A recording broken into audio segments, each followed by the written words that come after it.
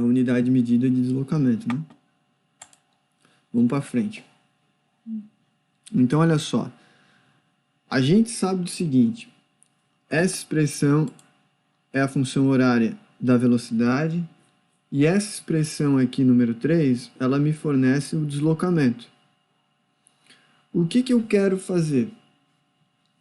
Eu quero chegar e definir essa função horária da posição, porque eu já tenho a função horária da minha velocidade e eu também quero saber a função horária da posição.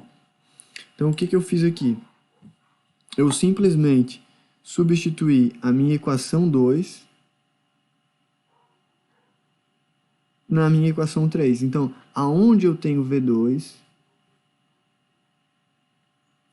eu vou substituir por V2, que na verdade é V1 mais A vezes T2. Então, eu vou inserir isso daqui aqui dentro. Então, isso daqui, vou até colocar de uma cor diferente, botar de vermelho, botar de azul que é mais bonito.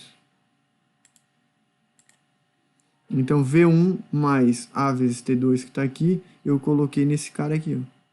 E o resto continua igual. Mais está aqui, V1 está aqui, T2 está aqui e sobre 2 está aqui. Então, o que eu faço agora? Eu junto quem é semelhante, então eu tenho um V1 mais um V1. Então, na verdade, eu tenho 2 V1. Esse sinal aqui eu posso tirar. Esse parênteses, sinal de parênteses. Então, aqui V1 com V1 eu tenho 2 V1. O que eu não consigo agrupar eu deixo, que é A vezes T2. Agora, o que eu tenho que resolver? Aqui eu teria que resolver dentro do parênteses, só que aqui eu já não consigo resolver mais. Então, agora eu faço a distributividade aqui. Então, multiplico T2 nesse termo. Então, eu fico 2 vezes V1 vezes T2 e faço a distributividade nesse termo. Então, A vezes T vezes T2 vezes T2. Então, na verdade, eu tenho A vezes T2 ao quadrado. Como esse denominador tanto faz parte desse cara como tanto esse denominador faz parte desse cara quanto desse cara, eu só separo. Então, eu tenho 2V1T2 dividido por 2, mais AT2 ao quadrado sobre 2. Repara aqui, vou até fazer assim. Cortei aqui e cortei aqui. Então, na verdade, sobrou V1 vezes T2 mais AT quadrado sobre 2. Então, sumi tudo isso daqui e simplifiquei, né? Variação de espaço, deslocamento, é igual a esse cara aqui. Só que eu sei que deslocamento é a minha posição final menos a minha posição inicial. Então, minha posição final menos a minha posição inicial. Até que estava aqui o desenho, viajei. Então, a minha posição final é S2 e a minha posição inicial é S1. Então, aqui eu substituo em ΔS e jogo o S1 para o outro lado.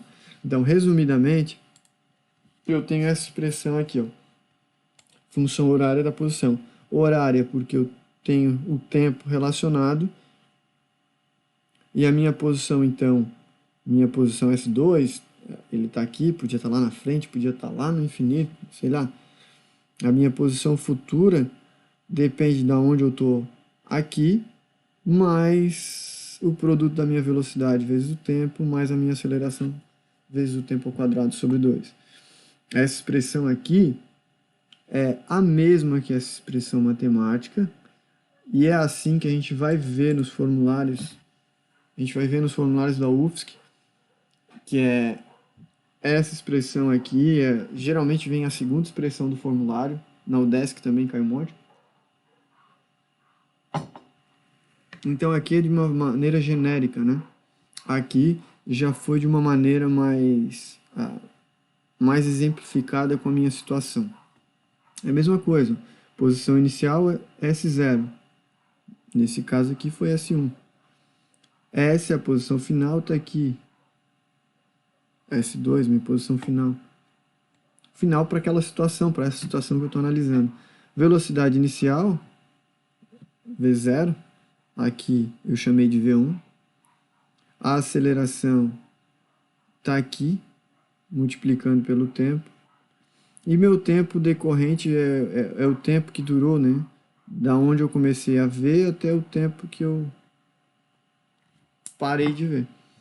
Então, T2 menos T1 é o meu T, né? Tanto faz. Só que o T1, nesse caso, eu podia considerar que fosse igual a zero. Tá. Então, aqui para não confundir, eu vou tirar só para ficar mais coerente. Então, isso daqui se resume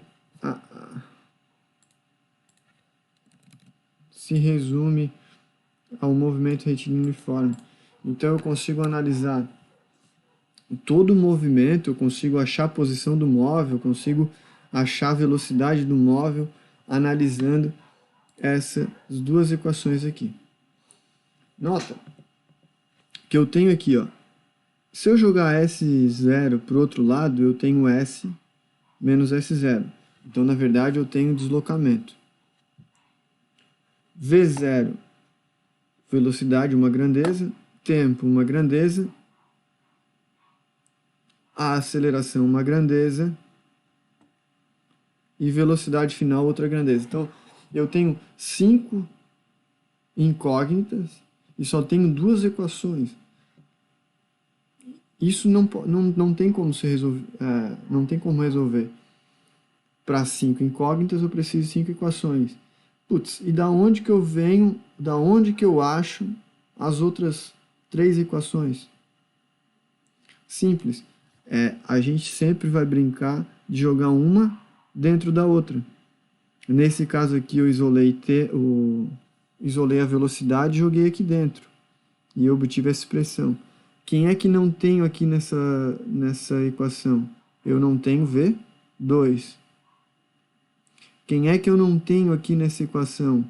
O deslocamento. Então, eu vou brincando com essas duas equações até encontrar as outras variáveis. É assim que a gente chega em Torricelli, que mais para frente eu vou mostrar para vocês.